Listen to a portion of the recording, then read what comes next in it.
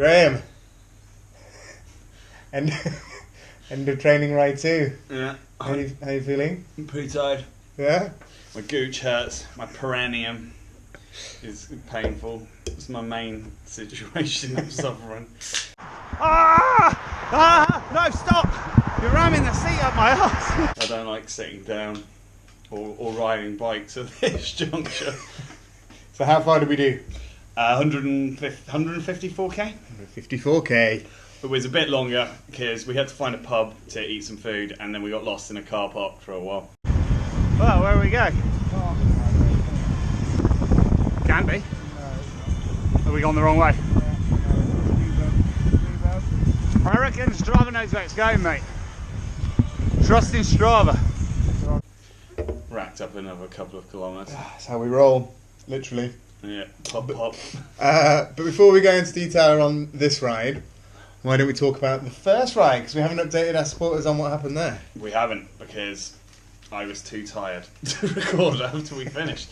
So that was a lovely 132 kilometre bike ride from my house in London to my parents' house in Meeple, which you don't know for very good reason because it's in the middle of nowhere outside of Ely. Did I already say it was 132 kilometres? You did. Okay, excellent. That was pretty painful because I think that's probably the first time I've ridden a bike since university. So I didn't actually know. I kept it to myself on the bike, but I didn't know whether I was going to make it past about a kilometre 40, so it's pretty good. It was good. And I think what I was the most impressed with was the fact that we hadn't had any time training on the tandem before. So we decided that one time around Victoria Park in London was practice enough, and then we headed straight out into rush hour traffic in London. We thought, why not just throw ourselves in at the deep end? If you need to learn how to get on and off tandem, you're going to learn pretty quickly in rush hour. Yeah, and nobody died in the making of that bike ride. Positive start. We were due to cycle it back to London on the Monday so that the tandem could be where I actually need it. But I injured myself at Tim McCardle's stag do. It's nothing too serious. Just classic injuries.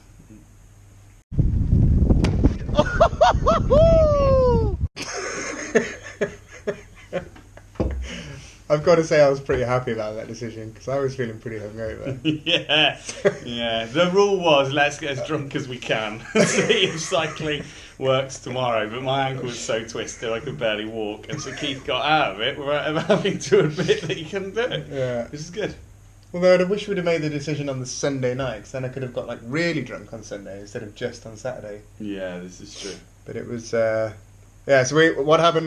We actually ended up taking the train back. And this weekend was originally kind of half scheduled as a training weekend, but then we realised that because we hadn't done the ride back, we kind of had to commit to this one as well. So this weekend was 154 kilometres today. Yeah. Take us through the parts of the day. Take us through your ups and downs. Okay. It's hard to remember because it all seems really good now that my brain's flooded with endorphins because I'm back off the bike and it all seems like it was pretty brilliant. The start was pretty good, mainly because Keith moved my saddle up and down and it turned out he'd just been basically torturing me. So without going into too much detail, the main takeaway from the last cycle ride was that my butt cheeks swelled up so much I could barely sit down. And it turned out that could be sorted with a simple saddle height adjustment, which Keith hadn't been asked or thought about the previous time. Guilty. So we sorted that out. That made the ride a lot more pleasant. My strategy this time round was to never ask Keith how far we'd gone, because that nearly killed me last time. So I think I eventually gave in and asked at 75 kilometres, which was halfway. I was pretty pleased with that. Mm-hmm. And then I think in my head I'd guessed it would hit about 90 kilometres, and I very quietly to myself thought that I didn't think I was going to make it the rest of the way. And then we stopped at a pub. Keith said I couldn't have a shandy, but I had one anyway. How are you feeling? I'm pretty tired. But I have this shandy that Keith told me I wasn't allowed, but I bought it anyway because I deserve one. Because #athlete. Yeah. And then we started on again. Then I was feeling in quite a lot of pain at that point. My knee started giving me a bit jip. But Keith did tell me to do loads and loads of training, which I've done bugger all training. So on every ride, I feel like I should just keep my mouth shut and keep my legs turning, which keeps us both in pretty good stead, I think. Yeah. And then the last bit, I thought that went really well. I felt that we finished that pretty strong. Yeah. The end part of the last ride, I asked Keith how far we'd gone every half a kilometre, and thought I was going to fall off the bike. One time I had a hissy fit and jumped off the bike while it was still moving because I thought I had a cramp in my leg, and none of that happened this time. So yeah, Finished a lot better. Yeah, We're going in a positive direction. Yeah, and then so now we just have what are we doing tomorrow? Just 80k on the Just 80k. flat. 50 miles. So 50 miles. So I think my takeaways from today, I didn't expect wind to affect a tandem bike as much as it affects a solo bike, or half bike as it's known in the tandem world. And it does. So when you get a tailwind, you really get going, and then when you get a headwind, you really slow down. I guess it's the same as climbing, right? So you really slow down when you're climbing on a tandem, but you really, really speed up on the descent. So we hit 63 kilometres an hour on one of the descents today. Yeah. It's more fun for Keith than it is for me because I have to tuck my head behind him, so it feels fast, but I just get to look at his ass. And I think one of the blessings maybe about your eyesight is that you don't really know how fast we're going or how quickly we're taking corners and stuff when we're I going just assume Keith knows what he's doing, and if a car pulls out in front of us and he doesn't appear to brake, Yeah. I just assume that's the thing to do. And this is an interesting one because I was thinking, like, would a fully sighted person have instilled as much trust in me as quickly as you did? I mean, you've got no choice, right? Yeah. You just Well- have to. But I was thinking, maybe if I had one of my friends get on the back of the bike, they'd be going, "Whoa, what are you doing? Slow down, speed up," all this kind of stuff. So I think maybe it's. Yeah, probably. Much of my life is people grabbing me by the arm and telling me it's safe to cross the road, though. So there's a certain amount of trust that I think is intrinsic in me.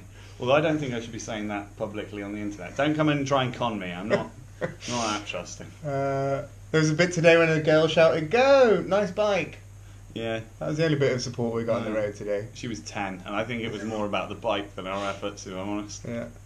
But I think if we look at the positives from today, so 154 kilometres, that's only 6 kilometres short of our longest day during Land's End to John O'Groats. In the fens, there's no hills at all, just constant, unending, just But flatness. still,